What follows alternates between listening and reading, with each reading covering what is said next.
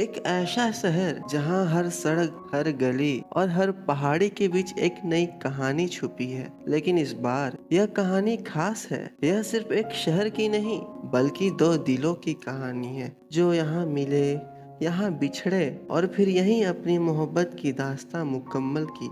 यह कहानी है आर्यन और अनन्या की, जिनकी मोहब्बत ने रांची की हर सुबह, हर शाम को एक नया मायने दिया। यह कहानी आपको रांची की ठंडी हवाओं, खूबसूरत झीलों और पहाड़ियों के बीच मोहब्बत के उस एहसास में ले जाएगी जो वक्त के साथ और गहरा होता गया। तो चलिए सुनते हैं वो कहानी जो रांची में शुरू हुई थी और रांची की गोद में हमेशा के लिए बस गई।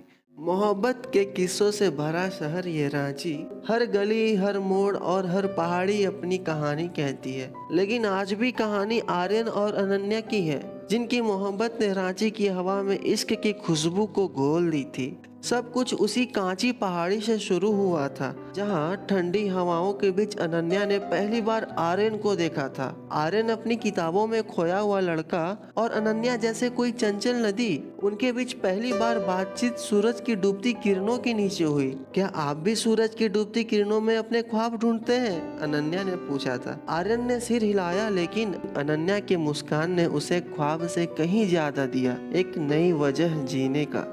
रांची की हर गली, हर जगह उनकी मुलाकातों की गवाह बन गई। रांची झील की ठंडी हवाएं, टैगोर हिल की खामोशी और पहाड़ी मंदिर की घंटियां उनकी मोहब्बत की कहानी में मिठास भरती रही। लेकिन उनकी कहानी सिर्फ मोहब्बत तक सीमित नहीं रही। अनन्या ने आर्यन को अपनी एक बीमारी के बारे में बताया जो उसे अंदर से खा रही थी, कैंसर। आर्यन ने वादा किया था कि वह हमेशा उसके साथ रहेगा।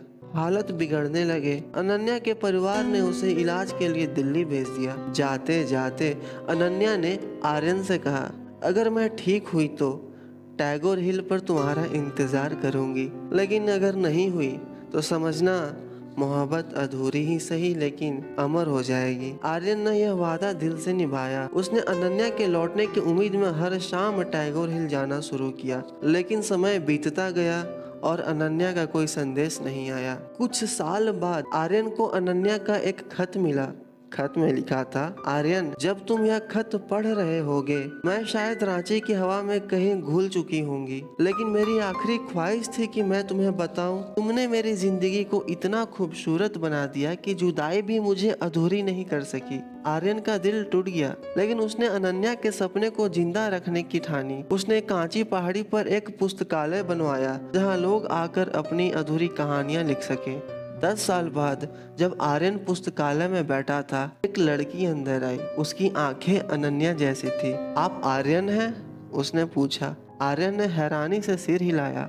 लड़की ने कहा, मैं आपकी कहानी जानती हूँ। अनन्या मेरी माँ थी, उन्होंने आपको यह किताब देने के लिए कहा था। लड़की ने एक डायरी दी, उसमें अनन्या की लिखी आखिरी कहानी थी। वह कहानी उनकी अधूरी मोहब्बत को पूरा करती थी। आर्यन के आंसू बहते रहे। उसने महसूस किया कि मोहब्बत कभी खत्म नहीं होती। रांची की पहाड़ियां ने उनकी अधूरी मोहब्बत को एक नए रूप में हमेशा के लिए जिंदा कर दिया।